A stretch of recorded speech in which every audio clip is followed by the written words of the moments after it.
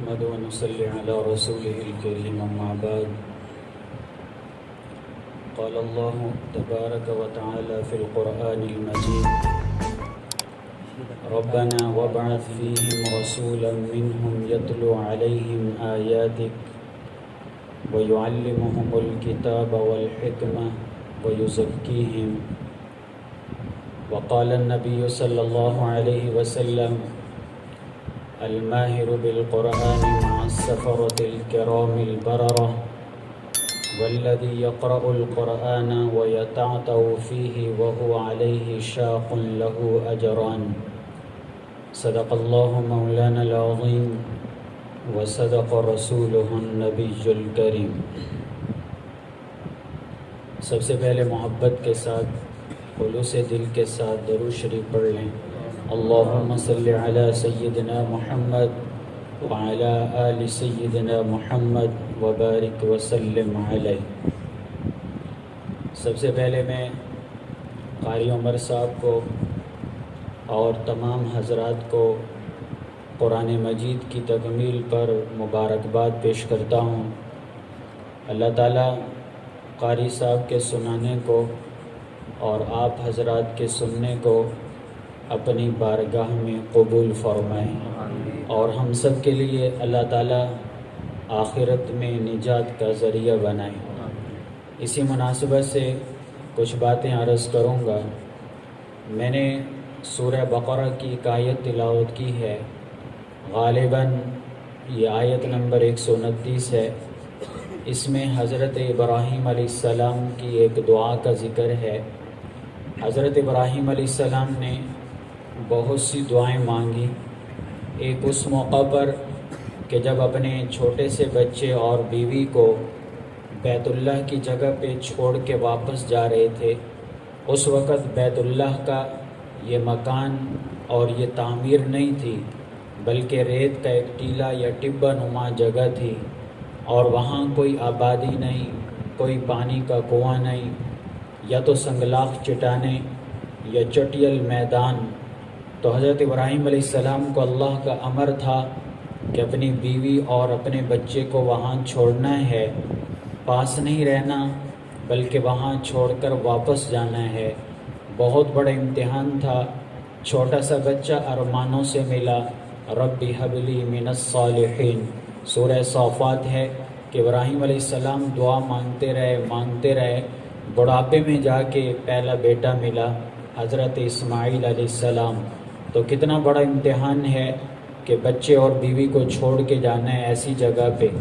تو جب حضرت ابراہیم علیہ السلام واپس جانے لگے تو اماں ہاجرہ کہنے لگی کہ ابراہیم کہاں چھوڑ کے جا رہے ہو؟ ابراہیم علیہ السلام مڑ کے نہیں دیکھتے، نہ جواب دیتے ہیں، اس لیے کہ کہیں ایسا نہ ہو بچے پہ نظر پڑے، بیوی پہ نظر پڑے تو اللہ تعالیٰ کی طرف سے جو امتحان ہے اس کو پورا کرنے میں کبھی کمی نہ آ جائے۔ تو اس لیے جواب بھی نہیں دیتے، خاموشی سے جا رہے ہیں۔ تو حضرت ہاجرہ کہنے لگی کہ یہ اللہ کا امر ہے۔ تو ابراہیم علیہ السلام نے کہا جی ہاں۔ تو حضرت ہاجرہ کہنے لگی کہ تب اللہ تعالیٰ ہمیں ضائع نہیں کرے گا۔ تو جب وہاں سے مڑے نا حضرت ابراہیم علیہ السلام، تو آج کل مکہ میں محلہ شکیبہ جگہ کا نام ہے، تو یہاں آ کر بیوی اور بچہ نظروں سے اوجھل ہو گئے۔ تو وہاں پہ پھر اللہ تعالیٰ سے خوب دعائیں کی۔ اسی طرح جب بیت اللہ تعمیر کر رہے تھے اللہ تعالیٰ سے دعائیں کی۔ اب وہاں موڑ پہ جو دعا کی اولاد کے لیے، ربنا انی اسکنت من ذریتی بواد غیر ذی زرع عند بیتک المحرم ربنا لیقیموا الصلاة فاجعل افئدة من الناس تہوی الیہم وارزقہم من الثمرات۔ اللہ تعالیٰ سے دعا کی، اللہ کہ میں ایسی جگہ پہ اپنے بچے اور بیوی کو چھوڑ کے جا رہا ہوں جہاں کوئی آبادی نہیں، کوئی پانی نہیں، کوئی پانی کا چشمہ نہیں، کوئی سبزہ نہیں۔ تو بہرحال دعائیں کی۔ اسی طرح بیت اللہ کو تعمیر کر رہے تھے، اپنی اولاد کے لیے دعائیں کی۔ تو حضرت ابراہیم علیہ السلام کی جو قرآن میں دعائیں ہیں تو ان میں ایک دعا یہ بھی ہے جو میں نے سورہ بقرہ کی آیت تلاوت کی۔ دعا کیا ہے؟ ابراہیم علیہ السلام اللہ تعالیٰ سے دعا مانگتے ہیں۔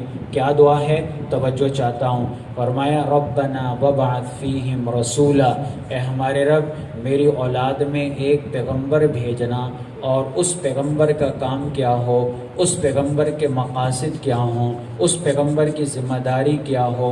یتلو علیہم آیاتک، یہ پہلی ذمہ داری مانگی کہ اے ہمارے رب وہ پیغمبر جو میری اولاد میں آئے گا اس کا پہلا کام ہے تلاوت آیات، اور دوسرا کام وَيُعَلِّمُهُمُ الْكِتَابَ، انہیں کتاب اللہ کی تعلیم دے گا، یہ دوسرا مقصد ہے۔ والحکمہ، یہ تیسرا مقصد کہ انہیں حکمت کی تعلیم دے گا، اور چوتھا مقصد وَيُزَكِّيهِمْ، کہ ان کا تزکیہ کرے گا، ان کی تربیت کرے گا، یہ چوتھا مقصد ہے۔ تو ابراہیم علیہ السلام نے اپنی اولاد کے لیے ایک پیغمبر مانگا، 4 کام مانگے، 4 ذمہ داریاں پیغمبر کی مانگی، 4 مقاصد مانگے۔ تو اب وہ پیغمبر کون ہے، یہ مقاصد کیا ہیں، ذمہ داریاں کیا ہیں؟ آئیے حضور صلی اللہ علیہ وسلم کے دربار میں چلتے ہیں، آپ کے دربار میں جا کر نبی صلی اللہ علیہ وسلم سے پوچھتے ہیں کہ یا رسول اللہ صلی اللہ علیہ وسلم، ابراہیم علیہ السلام نے جو دعا مانگی تھی پیغمبر کی، وہ پیغمبر کون ہے، وہ مقاصد کون سے ہیں؟ تو رسول اللہ صلی اللہ علیہ وسلم کے دربار سے ہمیں جواب ملتا ہے۔ کیا جواب ملتا ہے؟ حدیث میں آتا ہے نبی صلی اللہ علیہ وسلم نے فرمایا انی عبد اللہ لخاتم النبیین وان آدم لمنجدل فی طینتہ فسأنبئکم بأول ذلک دعوت ابی ابراہیم وبشارت عیسیٰ بی ورؤیا ملت رعد وکذلک امہات الانبیاء ترینا۔ نبی صلی اللہ علیہ وسلم کے دربار سے ہمیں جواب ملتا ہے کہ او لوگوں، میں اس وقت سے اللہ کا بندہ ہوں، میں اس وقت سے اللہ کا آخری پیغمبر ہوں۔ ابھی آدم علیہ السلام مٹی کے پتلے کی صورت میں تھے۔ پھر فرمایا فَسَأُنَبِّئُكُمْ بِأَوَّلِ ذَلِكَ، میں دنیا میں آنے کی ابتدا بتلاتا ہوں کہ دنیا میں میرا ظہور کیسے ہوا۔ پہلی بات فرمائی دعوت ابی ابراہیم، میں اپنے باپ ابراہیم علیہ السلام کی دعا کا نتیجہ ہوں۔ تو لہٰذا نبی صلی اللہ علیہ وسلم گویا وہ پیغمبر ہیں جن کے بارے میں ابراہیم علیہ السلام نے دعا مانگی تھی، اللہ میری اولاد میں ایک پیغمبر بھیجنا۔ تو وہ پیغمبر کون ہے؟ محمد الرسول اللہ صلی اللہ علیہ وسلم ہیں۔ اور 4 کام مانگے کہ اس پیغمبر کے 4 مقاصد ہوں، اس پیغمبر کو یہ 4 ذمہ داریاں دی جائیں، اس پیغمبر کو یہ 4 کام دیے جائیں۔ تو وہ 4 کام کون سے ہیں؟ نمبر 1 یتلو علیہم آیاتک، اس سے مراد ہے قرآن کے الفاظ کا علم، قرآن کے الفاظ کو پڑھنا، قرآن کے الفاظ کو سیکھنا، جس کو تلاوت آیات کہا جاتا ہے۔ دوسرا ہے وَيُعَلِّمُهُمُ الْكِتَابَ، کہ وہ پیغمبر کی دوسری ذمہ داری کہ اپنی امت کو کتاب کی تعلیم دے گا، کتاب کا علم سکھائے گا۔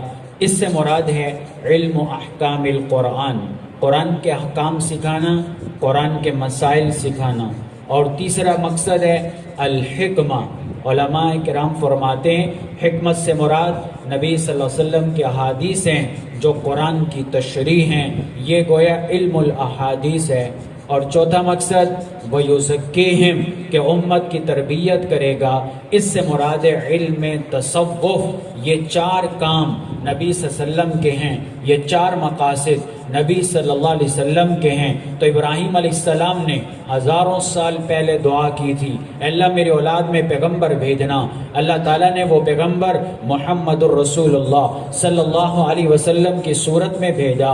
تو جب نبی صلی اللہ علیہ وسلم آئے تو آپ پر جو ذمہ داری آئی، آپ نے ان 4 مقاصد کی ابتدا کی، یہ 4 مقاصد آپ نے پورے کیے، یہ 4 ذمہ داریاں آپ نے پوری کی۔ تب ان کاموں کا آغاز کیا جب آپ کی نبوت کا ظہور ہوا، 40 سال کی عمر ہے، آپ غار میں بیٹھے ہیں، فرشتہ آتا ہے، آپ کو کہتا ہے اقرا، پڑھیے. آپ فرماتے ما انا بقاری، میں پڑھا ہوا نہیں ہوں. فرشتہ اپنے سینے سے لگا کے دباتا ہے، زور سے بھینچتا ہے، پھر چھوڑتا ہے، کہتا ہے اقرا، پڑھیے.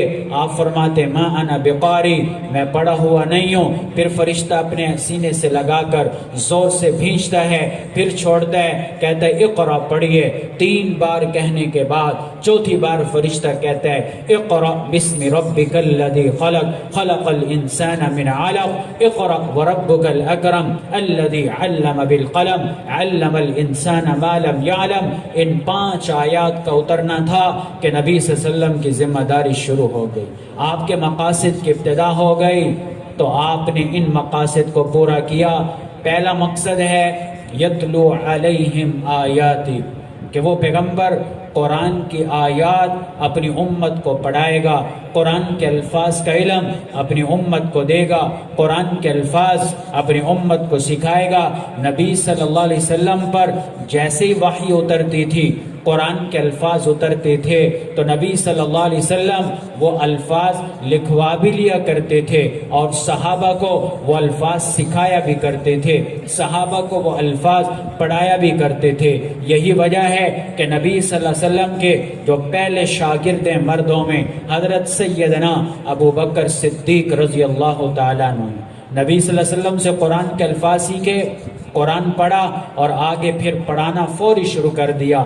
نبی صلی اللہ علیہ وسلم کی زندگی میں جو مکہ میں پہلا مدرسہ بنا، اس مدرسے کا نام ہے مسجد سیدنا ابو بکر صدیق رضی اللہ تعالیٰ عنہ. حضرت ابو بکر نے اپنے گھر میں یہ مدرسہ بنایا اور قرآن کی تعلیم دی گئی، قرآن کے الفاظ کی تعلیم دی گئی. تو یاد رکھیے، قرآن کے الفاظ کی تلاوت، الفاظ کو پڑھنا، یہ الگ سے مقصد ہے اور اس پر اللہ تعالیٰ الگ سے اجر و ثواب عطا فرماتا ہے.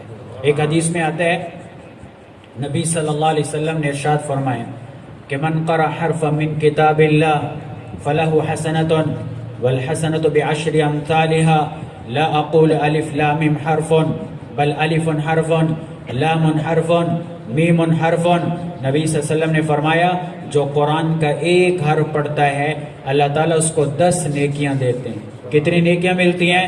10 نیکیاں. اور پھر نبی صلی اللہ علیہ وسلم نے فرمایا لا اقول الف لام میم حرف، میں نہیں کہتا کہ الف لام میم ایک حرف ہے، بل الف حرف، بلکہ الف الگ حرف ہے، لام حرف، لام الگ حرف ہے، میم حرف، میم الگ حرف ہے. میں اس سے آگے بڑھ کے کہتا ہوں، ہمارے اکابرین میں سے حضرت مولانا اشرف علی تھانوی رحمۃ اللہ علیہ وہ لکھتے ہیں، توجہ چاہتا ہوں، وہ لکھتے ہیں کہ اگر الف لام میم کو لکھا جائے، اگر آپ الف لام میم لکھیں تو لکھنے میں تو الف ایک حرف ہے، لکھے جانے میں لام ایک حرف ہے، لکھے جانے میں میم ایک حرف ہے. لیکن جب آپ اس کو پڑھتے ہیں، اب جیسے میں پڑھوں، اب الف کو اگر میں لکھوں گا ایک حرف لکھا ہوا نظر آئے گا، لیکن جب میں پڑھ رہا ہوں الف 3 حرف ادا ہو رہے ہیں، لام لکھیں تو ایک حرف ہے، لیکن جب میں اس کو ادا کر رہا ہوں لام 3 حرف ادا ہو رہے ہیں، میم لکھنے میں تو ایک حرف ہے، لیکن جب میں اس کو ادا کرتا ہوں میم 3 حرف ادا ہو رہے ہیں، تو الف لام میم پہ اللہ تعالیٰ 90 نیکیاں عطا فرما رہے ہیں. لکھنے میں تو ایک حرف ہے لیکن پڑھنے میں 3 حرف ادا ہو رہے ہیں ہر حرف کے ساتھ، تو الف لام میم پڑھنے پر اللہ تعالیٰ 90 نیکیاں عطا فرما رہے ہیں. اور یہ قرآن کا پڑھنا یہ الگ سے مقصد ہے. نبی صلی اللہ علیہ وسلم صحابہ کی تلاوت سنا کرتے تھے. ایک دفعہ عبداللہ بن مسعود رضی اللہ تعالیٰ عنہ کہتے ہیں کہ نبی صلی اللہ علیہ وسلم نے مجھے کہا فلاں سورت سناؤ، میں سنانے لگا. میں نے پہلے یہ عرض کیا یا رسول اللہ صلی اللہ علیہ وسلم علیک اقرأ وعلیک انزل، قرآن آپ پہ نازل کیا گیا اور میں پڑھ کے سناؤں؟ آپ نے فرمایا ہاں میرا جی چاہ رہا ہے مجھے پڑھ کے سناؤ. حضرت عبداللہ بن مسعود رضی اللہ تعالیٰ عنہ کہتے ہیں کہ جب میں قرآن پڑھتا گیا تو میں نے جب دیکھا آنکھیں اٹھا کر نبی صلی اللہ علیہ وسلم کے آنکھوں سے آنسو جاری تھے. قرآن کی تلاوت کی آواز ایسی ہے، اللہ تعالیٰ کو کوئی بناوٹی آواز پسند نہیں. حدیث میں آتا ہے نبی صلی اللہ علیہ وسلم نے فرمایا کہ اللہ تعالیٰ کو کوئی بناوٹی آواز جو پیاری آواز ہوتی ہے پسند نہیں سوائے قرآن کی تلاوت کی آواز کے. قرآن کی تلاوت میں آپ جتنی خوبصورت آواز بنائیں گے اللہ کو اتنا ہی پسند ہے. نبی صلی اللہ علیہ وسلم کے ایک صحابی تھے، قاری صحابی، حضرت ابی بن کعب رضی اللہ تعالیٰ عنہ، ان کا لہجہ بڑا پیارا تھا۔ یہ جو لہجہ ہوتا ہے نا، جیسے مصری لہجہ قاری عبد الباسط کی تلاوت ہے، یا جو عرب پڑھتے ہیں شریم، سعود بن ابراہیم الشریم، یہ جو لہجے ہوتے ہیں تو ان کا لہجہ بڑا پیارا تھا۔ ایک دفعہ نبی صلی اللہ علیہ وسلم حضرت ابی بن کعب کے پاس آئے اور آ کر کہنے لگے کہ اللہ تعالیٰ نے مجھے کہا ہے کہ ابی بن کعب کو قرآن سناؤ تاکہ ابی بن کعب اپنے لہجے میں قرآن پڑھے، کیونکہ ابی بن کعب کے لہجے میں قرآن سننا مجھے بڑا پسند ہے۔ تو جب حضرت ابی بن کعب نے سنا تو رونے لگے، آنکھوں سے آنسو جاری ہو گئے، کہنے لگے اللہ سمانی یا رسول اللہ، یا رسول اللہ، اللہ نے میرا نام لیا ہے، اللہ نے میرا نام لیا ہے۔ تو قرآن کی تلاوت ایسا عظیم عمل ہے کہ اللہ تعالیٰ نے صحابی کا نام لے کر کہا اس کو کہو کہ قرآن پڑھے۔ اس لیے میں عرض کرتا ہوں کہ قرآن کے الفاظ ہمیں سیکھنے چاہیے، قرآن کے الفاظ ہمیں سیکھنے چاہیے، اچھے انداز میں پڑھنا چاہیے۔ آپ انصاف سے بتائیں، آج دنیاوی تعلیم میں خاص طور پر انگریزی زبان جو انگلش لینگویج ہے، ہم اس حوالے سے کتنی محنت کرتے ہیں اپنے اولاد پر کہ انگلش میڈیم ہو، بچہ انگریزی سے ہی بولے، پھر بولنا نہ آئے تو ہم سپوکن انگلش کے کورسز کرواتے ہیں کہ جو ان کو بولنا اچھا آ جائے، ان کی سپیچ، ان کی تقریر اچھی ہو۔ اس طرف تو بڑی محنت ہوتی ہے، لیکن کبھی یہ سوچا کہ قرآن کی تلاوت، قرآن کے الفاظ کے پڑھنے کے حوالے سے ہم نے کبھی اولاد کی فکر کی؟ کبھی ہم نے ایسا کیا؟ حالانکہ الفاظ جو عربی ہے نا، ایسی زبان ہے، اگر ہم اس کو صحیح نہیں پڑھیں گے ترجمہ ہی غلط ہوتا ہے۔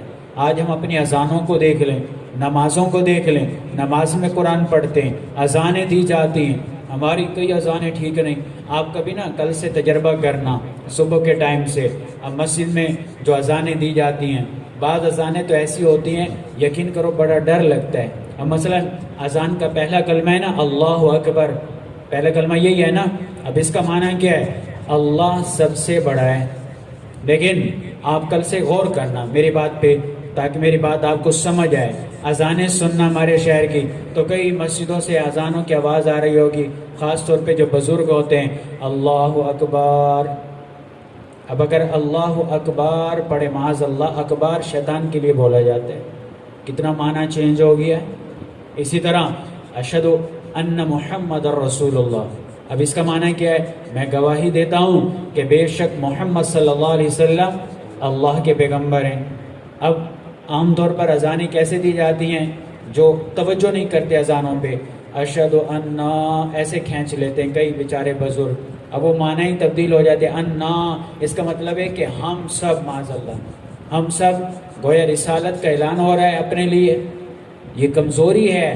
اب اگر کوئی کہے جی ہم تو مجبور تھے، کوئی مجبوری نہیں تھی، دنیا کے کاموں میں تو بڑے تیز تھے، لیکن اللہ کا قرآن، نماز، اذانیں سیکھنے کے لیے سستی تھی، یہ عذر قابل قبول نہیں ہوگا۔ تو نبی صلی اللہ علیہ وسلم کا پہلا مقصد قرآن کی تلاوت، قرآن کے الفاظ کا سیکھنا، سکھانا، امت کو بتلانا، یہ میرے نبی صلی اللہ علیہ وسلم کا ایک عظیم کام تھا۔ اور یاد رکھیں، تلاوت، قرآن سے محبت انسان کو نجات تک لے جاتی ہے۔ میں ایک واقعہ عام طور پہ بیانوں میں سناتا رہتا ہوں، ابھی پہلے ایک مسجد میں بیان تھا، وہاں بھی میں نے یہ واقعہ سنایا۔ ہمارے اکابرین میں سے حضرت مولانا سید حسین احمد مدنی رحمۃ اللہ علیہ، جن کو شیخ العرب والعجم کہا جاتا ہے، جنہوں نے تحریک ریشمی رومال چلائی انگریزوں سے آزادی حاصل کرنے کے لیے، اور یہ وہ شخصیت ہیں کہ روزہ اقدس پہ سلام پیش کرتے ہیں تو نبی صلی اللہ علیہ وسلم کا جواب سنوایا جاتا ہے ان کو۔ تو ان کے بڑے بیٹے تھے مولانا سید اسد مدنی رحمۃ اللہ علیہ، یہ بھی بڑے بزرگ تھے، الحمدللہ ثم الحمدللہ۔ دادا جی حضرت مولانا عبداللہ صاحب رحمۃ اللہ علیہ کے صدقے ان بزرگوں کی مجھے زیارت نصیب ہوئی بچپن میں نے ان کی تھوڑی بہت خدمت بھی کی تھی، ہمارے ہاں تشریف لائے تھے، ہماری بیٹھک میں بیٹھے تھے، تو وہ اپنی کتاب میں ایک واقعہ نقل کرتے ہیں، یہ ہمارے لیے بڑا عبرت کا واقعہ ہے قرآن کی تلاوت کا شوق دلانے کے حوالے سے۔ تو انہوں نے واقعہ لکھا، ہندوستان کے ایک بہت بڑے اللہ والے گزرے ہیں، ان کا نام ہے حضرت مولانا فضل الرحمن گنج مراد آبادی رحمۃ اللہ علیہ۔